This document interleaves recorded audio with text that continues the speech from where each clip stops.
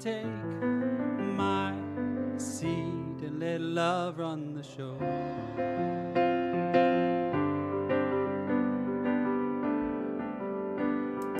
Everything that I look at, I get attached.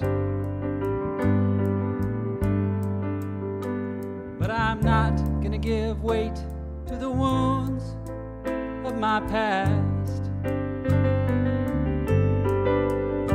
When it's me that will lose if I choose to resent what I have. But since I've got another chance, I'm gonna live in love. I'm gonna do what it takes to let go. I'm gonna take my seat and let love run the show.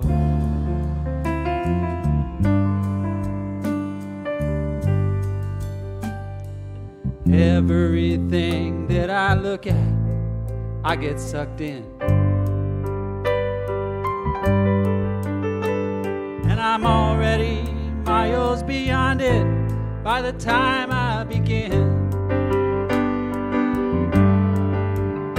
And the details of the moment are already the past. But since I've got another chance,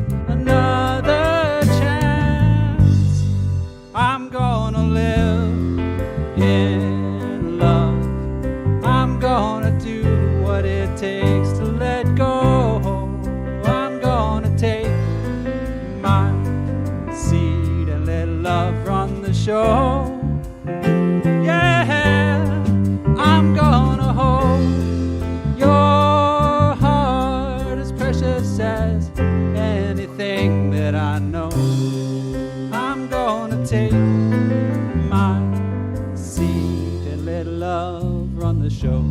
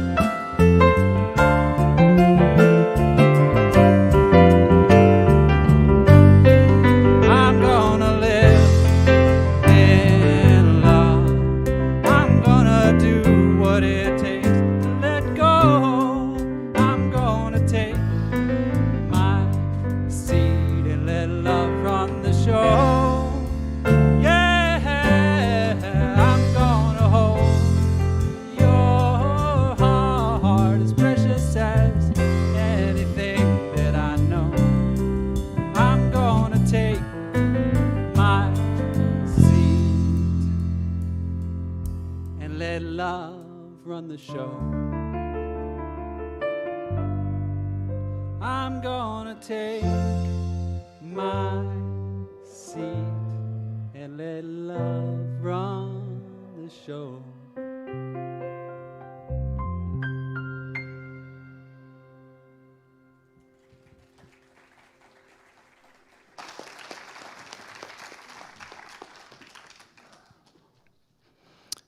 Good morning, Santa Rosa. I'm Reverend Russ Laguerre, your friendly assistant minister, and I will be your practitioner for the day. So I invite you, if it feels comfortable, to go ahead and close your eyes. And take a nice deep breath in, and just breathing out. And it's in this perfect, beautiful moment that I recognize that infinite presence, that infinite knower, that infinite beer, this thing that I call God that I know is so much more than just that name. I know that it is love, that it is life, that it is joy. I know that it is all that is good and more. And I know myself to be one with it, just as I know that each and every beautiful person here in our sanctuary and on our live stream, and indeed our entire community, the entire world, we're all one. We are one with this infinite divine presence. We are one with love, with life, with joy. We are one with all that is good and more. And so it's from this place of oneness that I bless the time that we are sharing here today, knowing that there is a deep and profound unfoldment taking place within our heart that allows us to simply live from our authenticity, from our joy, from our life, from our love. I bless each and every heart and hand that has said yes to being of service here today. Our wonderful band, our amazing volunteers, our wonderful tech team. And I speak a special blessing over Dr. Edward, knowing that he is an open and powerful vessel through which truth is spoken today. I simply know that there is a deepening and a powerful good that is making itself known here today. And that just fills me with gratitude. So much gratitude for all of the good that is occurring. I just let it be. I let the law do what the law is going to do. And together we say, and so it is.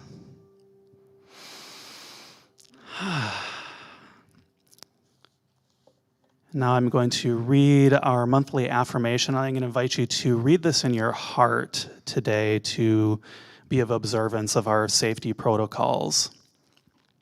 Okay. I take time daily to pause in the stillness and listen for inner guidance. I embrace my lighthearted and playful nature. I re-emerge open and refreshed. Thank you.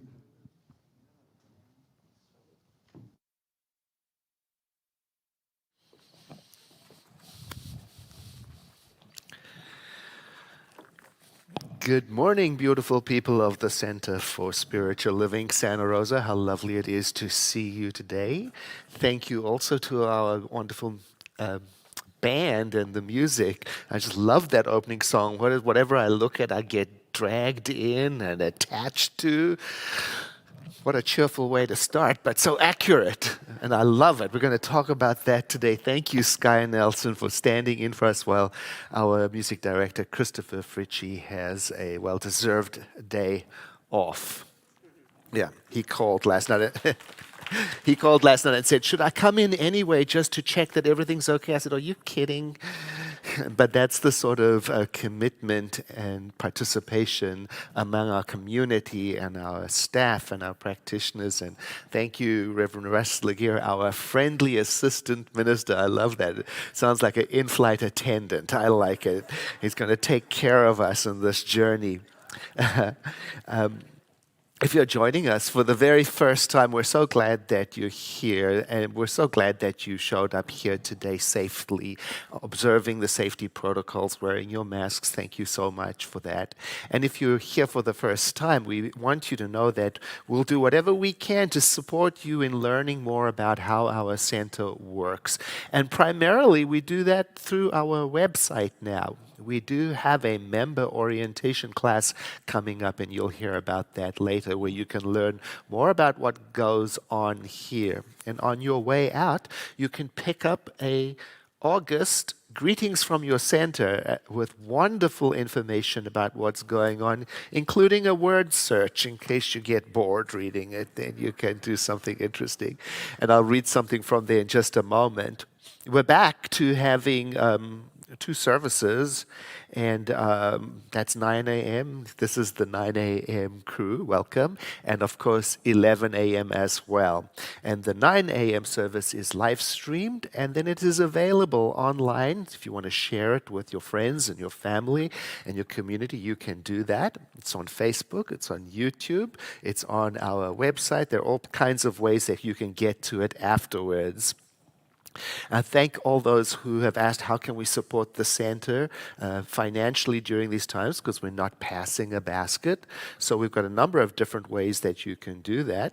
You can contribute online at our website. There's a contribute, donate menu item. You can do that quite safely through PayPal and other ways.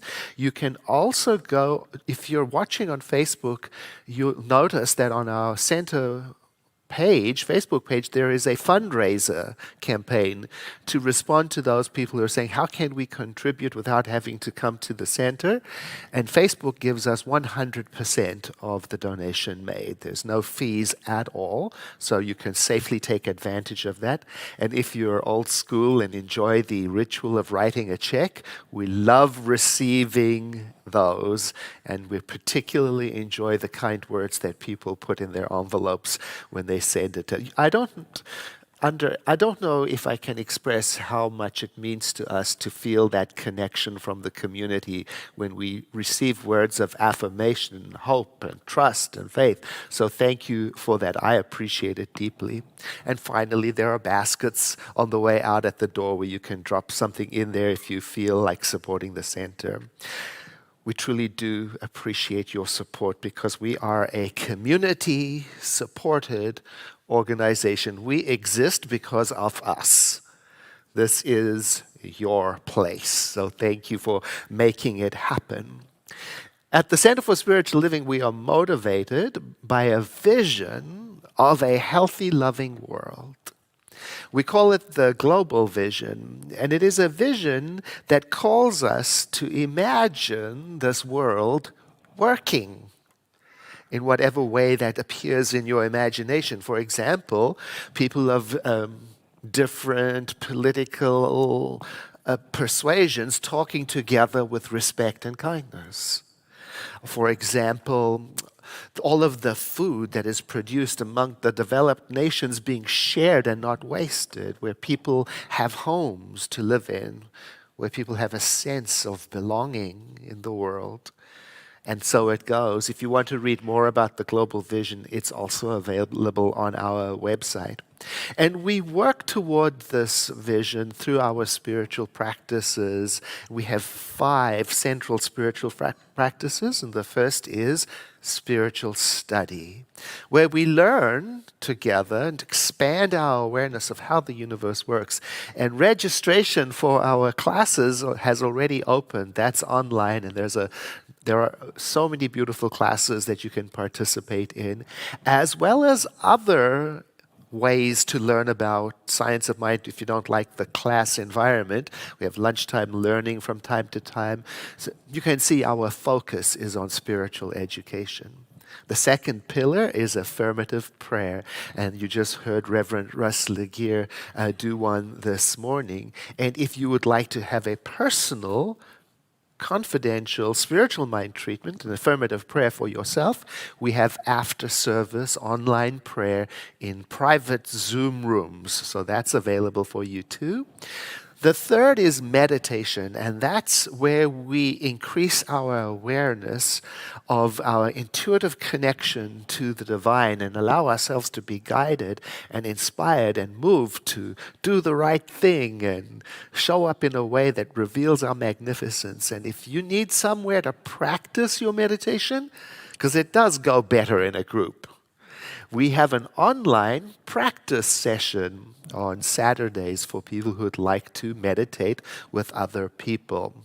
The next is spiritual circulation, and this is the practice that opens us up to the flow of life.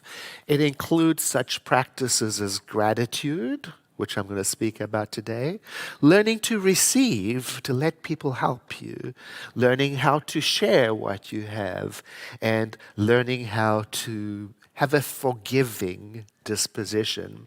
That all helps the spiritual circulation of your life. The final practice is selfless service, also known as volunteering.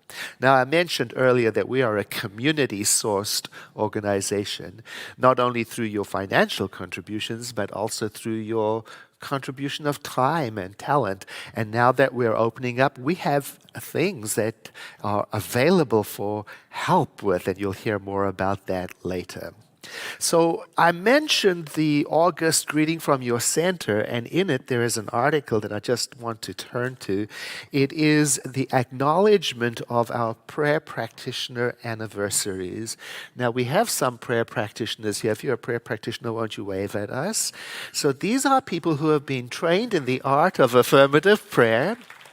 Some of them are not here because they're going to be online for after-service prayer. Some of them do service here. Others assist in classes. And some of them make themselves available for one-on-one sessions. For 5 years of service, we acknowledge Jeff Basham in the booth today, Susan Bennett, Georgia Davis, Lawrence Edwards, Tamira Hume, Victoria King, Marielle Taylor, Sherry Vieira, and Peggy Weber. 5 years of service to our center. 10 years of service. Jerry Huffaker, Elias Owens, Susan Robinson, Megan Rooney, Rosalie Soljet-Shea, and Jan Svoboda. 10 years of service. And then 15 years of service. Adrienne Bowes, Laura Carr, Wayne Carr, Lauren Darge, and Linda Marshall. So thank you for your service to our center. Practitioners are thought of as being the healing arm of the community because often we take our troubles to them, and they have been trained to not get attached to what they see and hear, but to consistently know the truth about you and me when we're going through our stuff. It's a wonderful thing. So I'm so glad to be here with you, and I know that somewhere between the music and the meditation and the message and the atmosphere is exactly what you need for the next step of your spirit's journey. Welcome.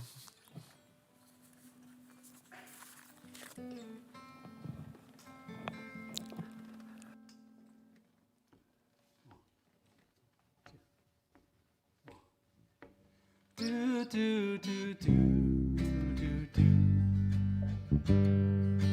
do do do do do. Welcome home. Settle back. Although the world is wound up, you can just relax. Let the problems of your day evaporate to atmosphere and melt away. You're getting stronger tonight. You made your offers of compromise, so carve out your sacred ground. Silence will be profound. Set your boundaries around and carve out your sacred ground. Do, do, do, do, do, do. It's the age of too much to do. But you are more than all the things you commit to.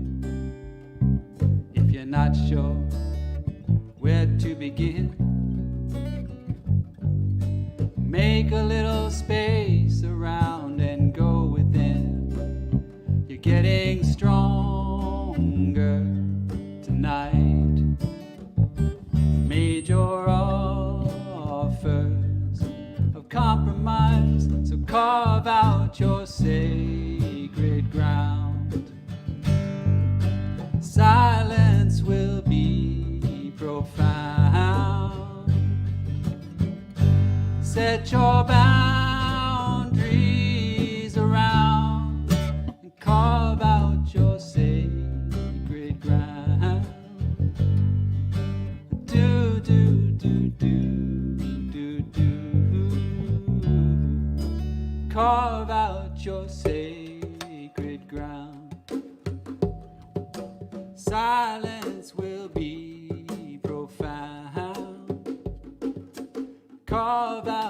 sacred ground. Silence will be profound. Carve out your sacred ground. Silence will be profound. Set your boundaries around and carve out your sacred ground. Do, do, do, do, do, do.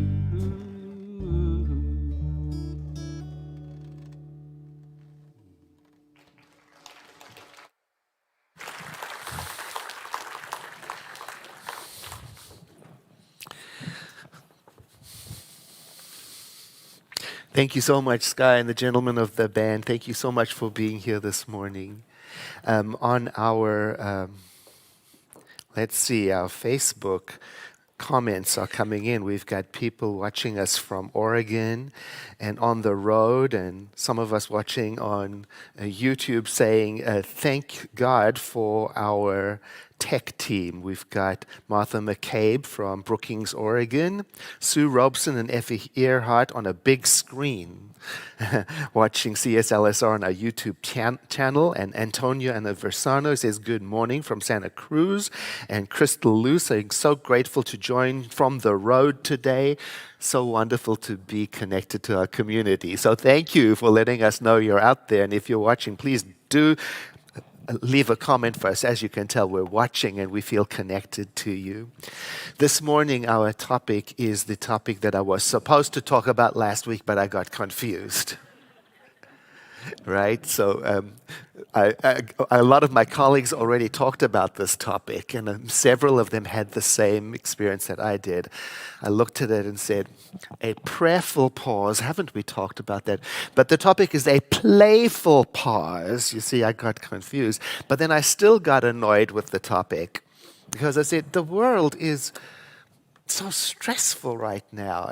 There's so many serious things. For heaven's sakes, we're in a pandemic. Who's got time for a playful pause? Well, you know where this is going, right? Anyway, so I thought we better just dig into it right now. Because here's the challenging part. It turns out that the human brain is not necessarily focused on happiness or playfulness or well-being, because it seems that its main job, well, one of its main jobs, is to keep you and I safe from danger.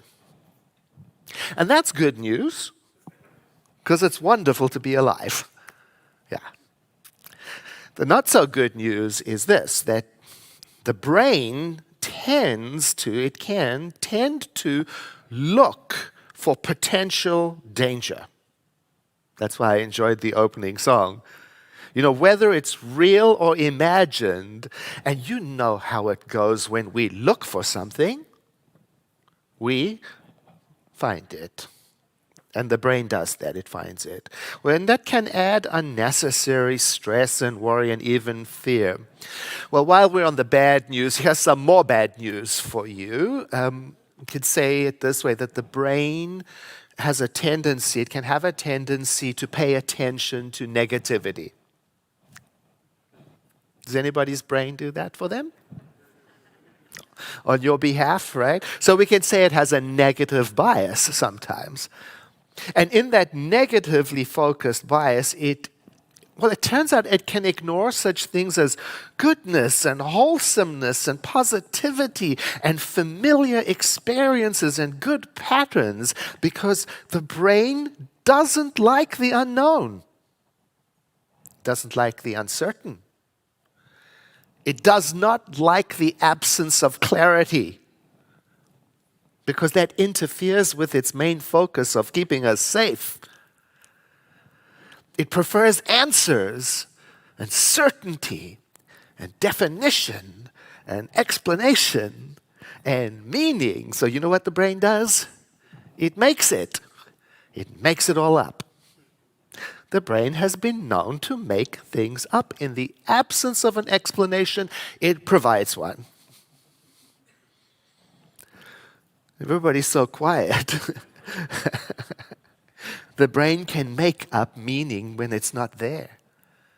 And sometimes it can get so into it that it can roll things out like a projection into the worst possible outcome so that it can, in its opinion, help you and I navigate this world of changes and uncertainty and threats. Are you ready for some good news? Some good news is that you and I, with focus and practice, we can interrupt what is going on up here and intentionally redirect it to think about other things, such as our oneness with each other, such as things that bring us joy, such as things that help us feel connected to each other. And we can do this without denying or ignoring the real threats and changes that are going on in the world.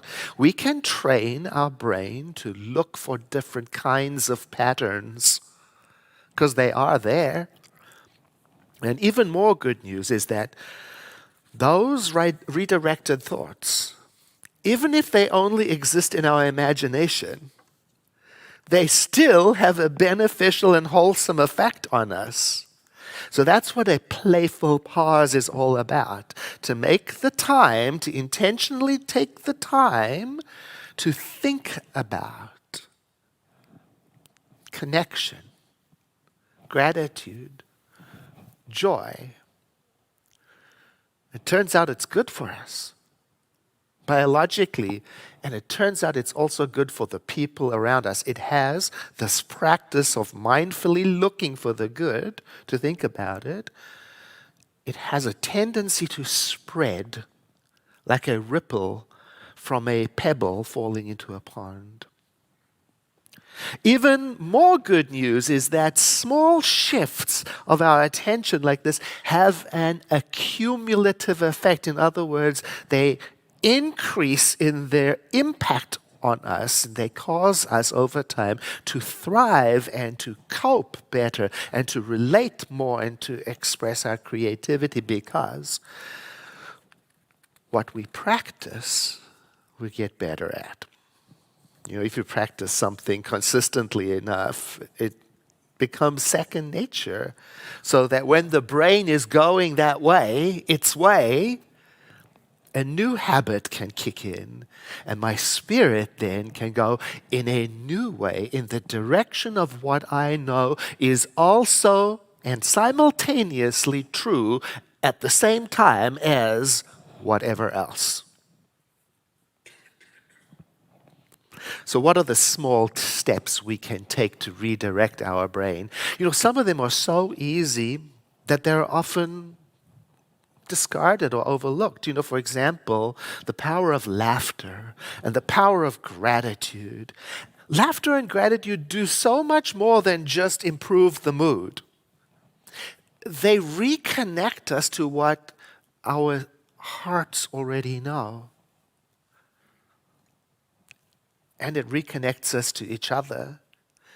Laughter and gratitude creates the pause in which we can breathe and access the spiritual truth of our being. And it turns out again that it is physically good for us.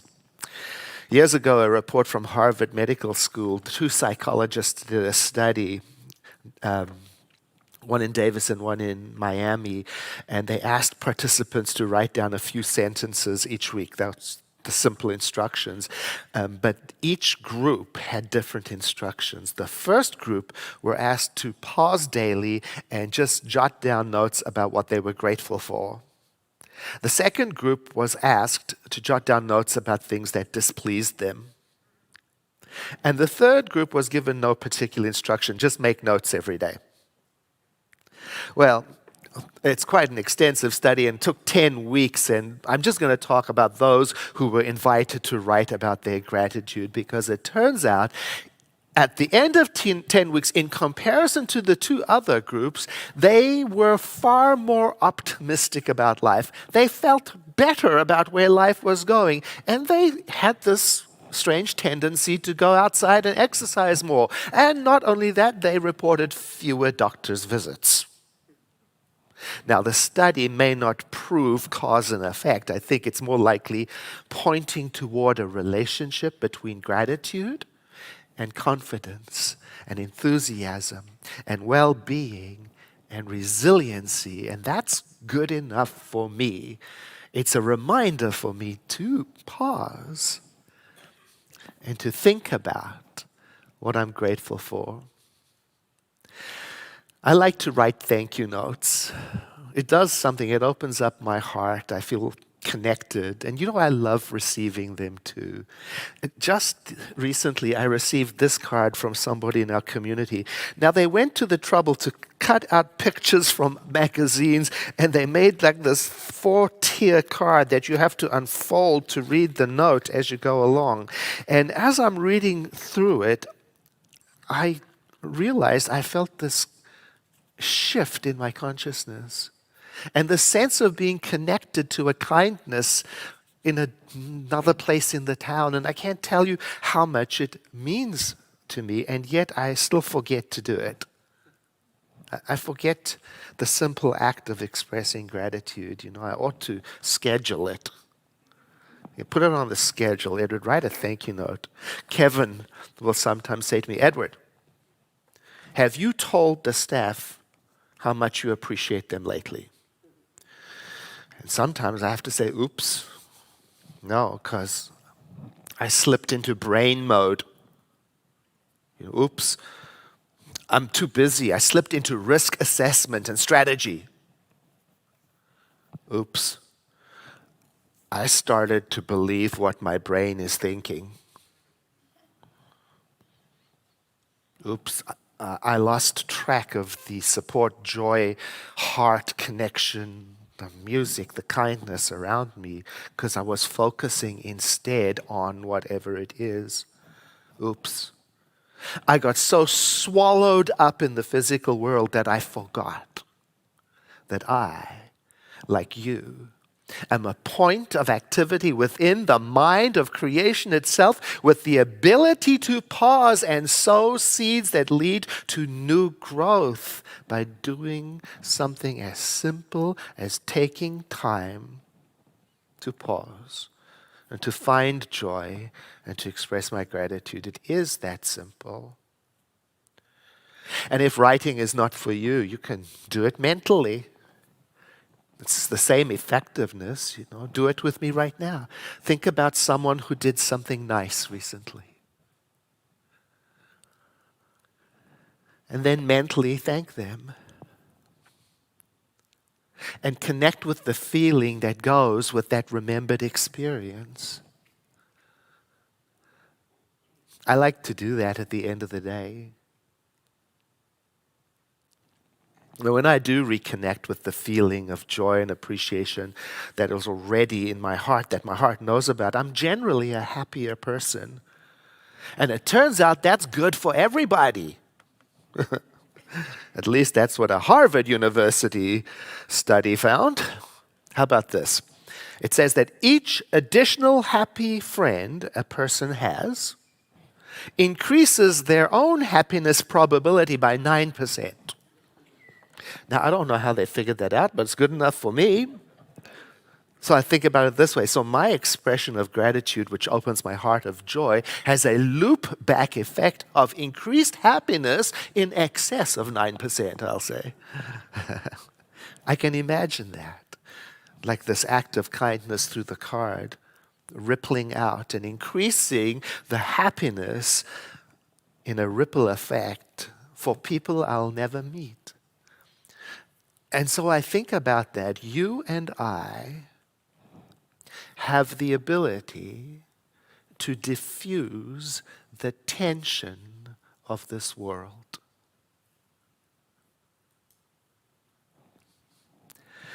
Our founder, Dr. Ernest Holmes, prescribes joy like medicine, he says, on page 302 of the Science of Mind textbook.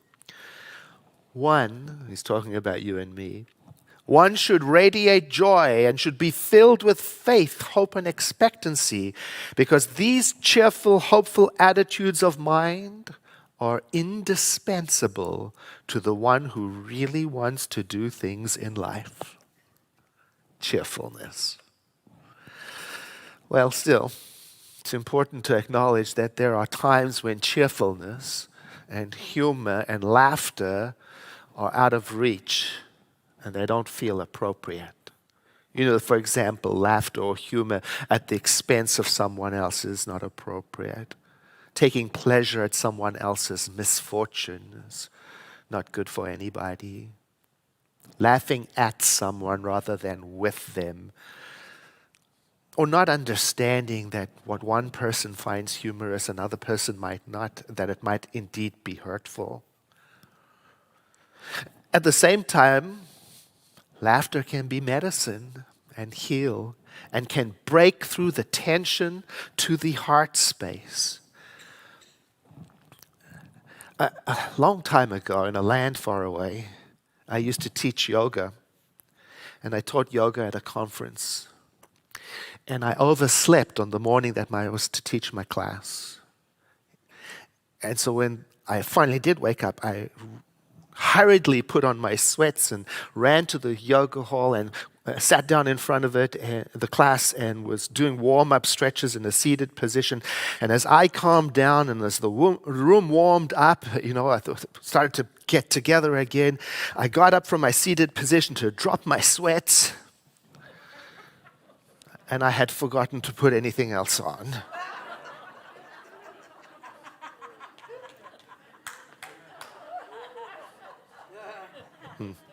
That happened. Yeah. Yeah, that happened. Have you noticed that when you're laughing, the quality and the speed of your thinking, even your brain, changes? When playful, innocent, connecting humor is present, something happens for us. I don't know about you, but there are times when I've let this pandemic steal my joy.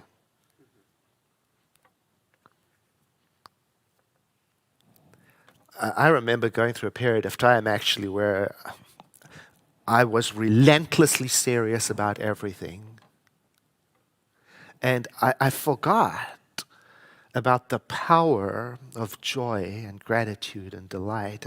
I forgot the power it has to reconnect us to each other, to our spiritual truth, and the power it has to release tension and to help us cope with difficult situations. I'm thinking now about a very tender memory where I was at the bedside of someone from our community who was about to make their transition. They were going to die. And the family wanted to play some soothing music during the time.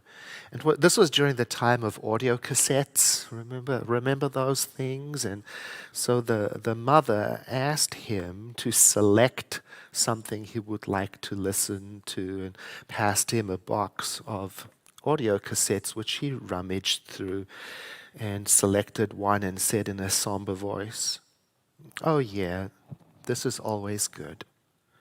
And he handed her a cassette that was labeled cassette tape player head cleaner. You know, the thing that when you play it goes. And we all paused for a moment and realized what he had done. And we laughed so hard, much harder than we would have ordinarily, because it's not that funny, right? However, in his wisdom, he knew that that tension had to be opened up. So his generosity, even in that moment just before his transition, he was able to give us something that allowed us then to be there for him and for each other and for what was happening. That laughter helped us to be more authentically present, more fluid, and more flexible inside of a very tender situation. Those few moments of laughter, it was like a window opened up in a stuffy room and fresh air came in, and with that air came the remembrance of our spiritual nature and our love, and it changed everything. Here is what is generally understood about laughter. An enjoyable, hearty laugh can relieve physical tension and stress, and the effects can stay present in your body for a very long time afterwards in the form of relaxed muscles, and it allows your mind and body to recharge when you laugh. Laughter also is understood to lower stress hormones and increase immunity resilience. There are so many studies about this that it's almost universally understood. In response to laughter, the body releases endorphins, which is a natural feel-good chemical that contributes to feeling well and can even, apparently, temporarily relieve pain. A good laugh can dissolve distressing emotions. So in that way, we can think about it as an anti-anxiety, anti-anger, anti-sad, anti-stress activity that turns out is also good for the heart. Laughter creates an opening so that your brain and your heart and your emotions can unite and work together instead of against each other. And a sense of humor, kindly humor, shifts perspective and can lessen the sense of overwhelm that is part of life. Author Anne Lamott said, laughter is carbonated holiness. So clearly I'm building a case for you and I to take a playful pause daily to intentionally seek out what you're grateful for and what brings you joy, and to look for those things. Now, what if you cried yourself to sleep last night? What if you're facing a great challenge? What if you're struggling just to make it through another day? Is it enough to say, be happy, or write a thank you note? No, clearly not. No, there is such a thing as appropriate sadness. And also, it can be disastrous when you and I force ourselves into pretend happiness. And that's the reason that we provide after-service personal prayer online at Zoom at 10 a.m. and again at noon. You can find the link on our website, www.cslsr.org. And if you log on there, one of our trained prayer practitioners will be there waiting for you in a private room, and they will partner with you to know the truth about you until you can know it for yourself again. Because that day is coming for all of us. Someone once said to me that they can't think of anything that brings them joy or anything to laugh about. They were going through a tough time. So I said, let's do something about it. Let's see if we can find some ways. We got out a notepad and said, let's start making a list of all the crazy, ridiculous, sweetly funny things that humans do. You ought to do this. It's fun. For example, we wrote down how we push the elevator button several times. Or how we eat donuts and candy and then wash it down with a diet soda. Aren't we delightful? Or how we take books on vacation and don't read them. Or how we wait till April 15th to do our taxes and then panic. Or how we search for our keys or our glasses while they're in our hands. Or the way we say thank you for a present that we don't really like. Or the way we take a break from the internet on our computer just to go and check the internet on our phone.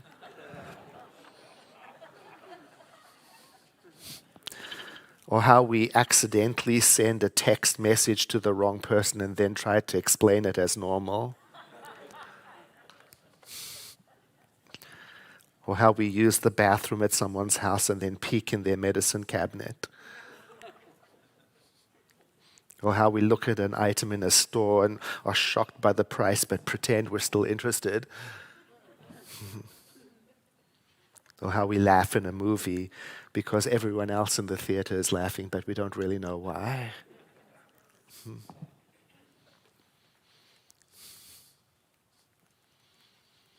There is beauty in this condition called humanity.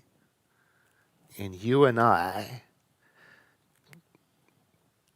can relieve the stress of the social condition by connecting to that and being confident in it as best we can and helping each other.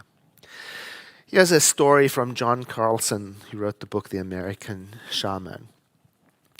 There's a Hasidic tale about a famous rabbi who was on his way to teach a village that was very interested in his wisdom and ideas. This was going to be a very big event, and each Jew in the surrounding community made preparations, and they pondered what questions they might ask this wise man. The rabbi finally arrived, and after the initial welcome, he was taken into a large room where the people had gathered to ask their questions. There was tremendous anticipation and excitement all around. The rabbi walked silently around the room and then began to hum a tune. Before long, everyone started humming along with him with a well-known tune and his soft voice. As people became more comfortable with his song, the rabbi started to dance. He danced everywhere around the room, and one by one, people got up and started dancing with him.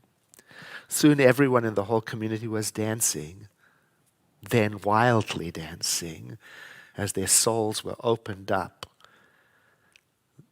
Then the rabbi gradually slowed the dance down and eventually brought everything to a quiet pause. And he looked into everyone's eyes and said gently, "I trust I have answered all your questions." In summary, today's message is this: gratitude and joy are natural, easy practices that we can use to reconnect to each other and to our heart's wisdom. And not only do we benefit from it, but the whole entire creation does. Secondly, gratitude and laughter does not deny the difficulties and stresses of life. No, they're something that we bring into play to help us cope with the difficulties and stresses of life. Next, the energy that is released by gratitude and joy is contagious, like a ripple effect. And so through it, we are contributing something to the spiritual, mental, and emotional and physical well-being of the world. And lastly, the energy that is released in me when I practice gratitude and joy, it puts me in a state of mind where I am more available to the spiritual truth of my being. I invite you to breathe in with me and exhale as we take a moment of prayer. In the infinity of this moment, all is whole and perfect and complete. And I say that because the whole perfect presence of Divine Spirit is present in its unfiltered, undiluted way, around me, in me, above me, below me, through me, as me, with me.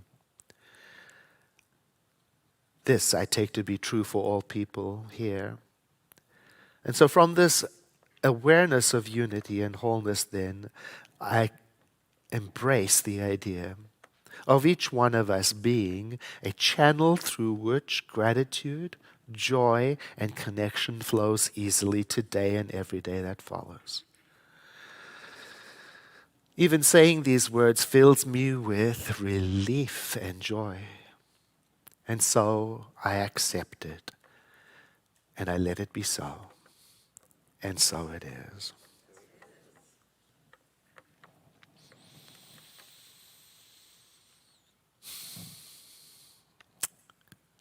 And once again, a breath in.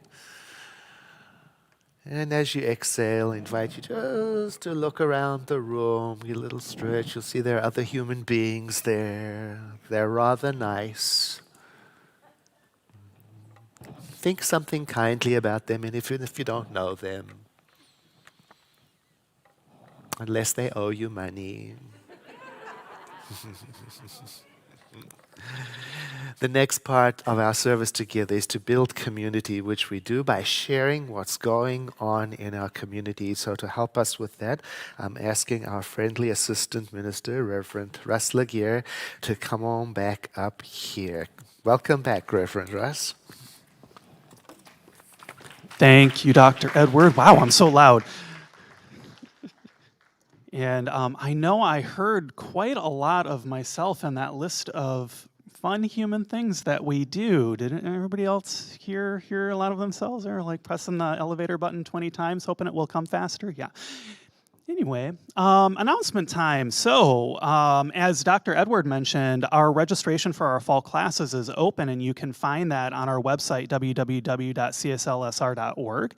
And we still have early bird discounts too. And I know I love spiritual education. I am constantly trying to keep myself in that spiritual study and looking for new things that can help me to grow and to learn.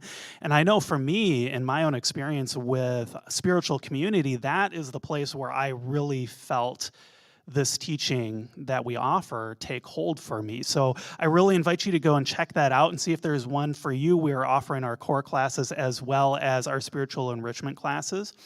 And also, as Dr. Edward said, he's stealing all of my announcements from me today. If you embrace the vision of our spiritual community and you're willing to support it with your prayers, your words, your actions, our new member class is going to be happening on Sunday, August 22nd, and you can join Dr. Edward and myself on Zoom from 1 to 2:30 p.m. So if you're interested in that, check out our website again, and you will be able to register, and then we will send you a Zoom link. Now, we announced last week that our fabulous education coordinator, Linda Almeida, is retiring. And that means that we have an open part-time position on our staff. Our education coordinator works with the center's staff, our education volunteers, our teachers, our students, in the areas of our class registration, our class development, class schedules, website posting, and administration. So if you are interested, or if you know somebody who is interested in this position, please email Chandra Farnsworth, and you can find her email in the Sunday Bulletin link on our website. And finally, we have a number of open volunteer positions now that we're back to having to in-person services. And as Dr. Edward mentioned, volunteering is one of the most amazing ways that you can share your love with the center. For the past few months, we have had this really amazing core team of volunteers, many of whom are your trustees, who helped us to continue to keep everything going in the middle of the pandemic. And that allowed us to have classes and workshops in our Sunday services. So we're super, super grateful for all that they've done. And we're looking to expand that body now that we are back to having 2 services. And I know for me, volunteering is one of those things that has really opened me up. And, you know, I can be up here in my head a lot. And when I'm with other people doing volunteering, there's sort of this visceral connection to the divine that I feel. And it's just so much fun for me to get to do that, to get to be of service to other people without expecting anything in return. So that's my invitation for you. So if you'd like to be on our Sunday service team, we have a number of openings for greeters, basket guardians, parking lot setup, and we also have openings for stepping stones, books, and gifts for cashiers, greeters, administrative assistants. Throughout the week, and this is very important, we have opportunities for inside helpers to do our cleaning, our organizing, our office work, and outside for gardening gurus, we've got weeding, trimming, leaf blowing, and more. I know I saw a couple of our volunteers here yesterday taking care of our beautiful grounds outside, and it was so wonderful to see that. Our audio-video team is also looking for camera operators, video editors, and broadcast technicians. And if you have a skill or a talent that I have not mentioned, and I feel like I've mentioned a lot, please let us know. There is a sign-up sheet at the information table in our social hall, and we're just so grateful to get to create this space with you, because ultimately that's what we're doing when we're volunteering. We're helping to create the experience of coming together in community and figuring out and just learning, what is this thing called, you know, the divine? I know, it's fun, right? So thank you all for being your amazing, beautiful selves. Have a wonderful, wonderful week. Hello, I am Jennifer Mann, prayer practitioner emeritus, with some news about our center's nonprofit partner program. Did you know that each year since 2004, we have selected 12 nonprofit partners from nominations submitted by individuals in our spiritual community? We support each partner every month with a donation that represents a portion of our 10% tithe on our contributions. This connects us with programs that resonate with our center's teaching and gives us the opportunity to support them in their efforts to make a world that works for everyone. Now, for the month of August, it is time to receive your nominations for next year's nonprofit partners. While we welcome all nominations for 2022, we are especially interested in organizations that promote conservation, environmental solutions, and climate wellness. So, if you know of an organization whose work is in alignment with Science of Mind principles, please consider nominating it to be one of our nonprofit partners for 2022. The nomination form is on our home page of the website. Just scroll down to the picture of the pink and white columbine blossoms. Thank you.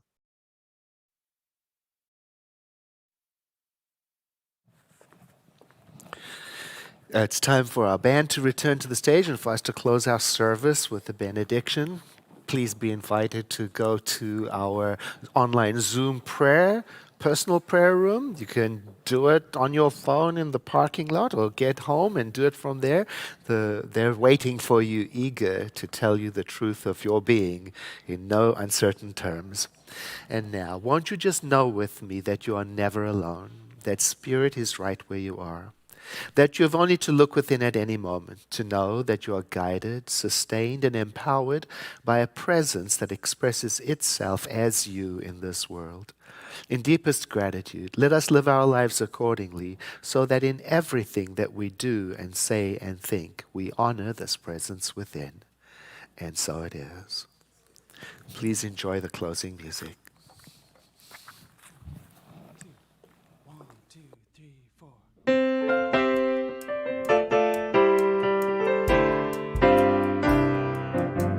I've got the power to change the world. I've got the love here in me. I've got the power